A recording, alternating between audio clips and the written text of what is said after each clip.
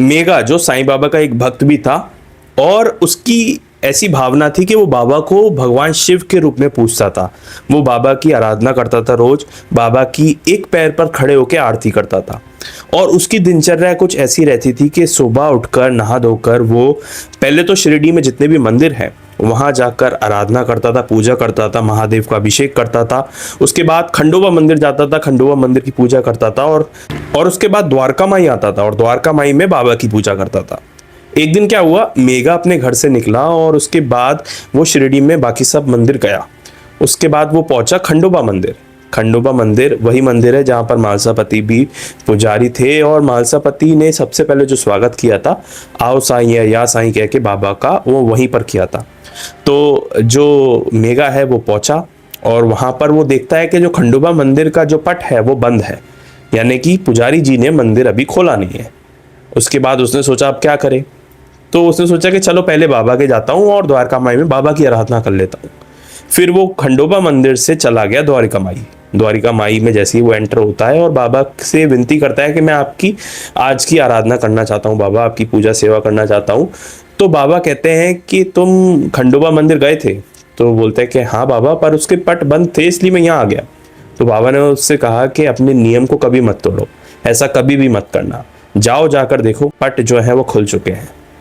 मेघा ने सोचा कि मैं अभी अभी आया हूँ, वो पट बंद थे।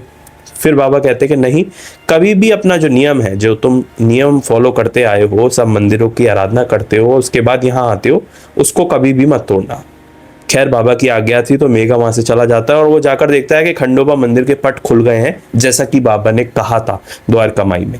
वो इस बात से हैरान था कि बाबा ने वहीं पर जाकर उसे बता दिया कि पट खुल गए हैं और पहले वहां जाओ। ये नहीं है कि यहाँ पर अपने सदगुरु की आराधना करो, तुम जाओ पहले वहां जाकर, जिस तरीके से पहले तुम खंडोबा मंदिर जाते हो उसके बाद आना। तो बाबा ने जब उसे वहां भेजा तो वो पट खुला देखकर आश्चर्य में रह गया और उसे एक बात समझ में आई कि बाबा हमेशा ये मानते थे और ये कहते थे अपने भक्तों के साथ। बहुत सारे भक्तों के साथ ऐसा होता था कि वो बाबा से मिलने शिरडी आते थे तो वो कोपर गांव में या कहीं और रुककर वहां के मंदिरों के दर्शन करते थे और फिर बाबा के पास आते थे। लेकिन अगर किसी न किसी वश ये चीज़ उनसे मिस हो जाती थी तो बाबा उनको याद दिला दिया करते थे कि ऐसा नहीं करना चाहिए। आप जिस भी देवी देवता की पूजा करते हैं पहले वहाँ जाइए, अगर आप वहाँ जाकर शिरडी आते हैं तो वैसा ही कीजिए, कभी भी जल्दबाजी में डिले मत कीजिए।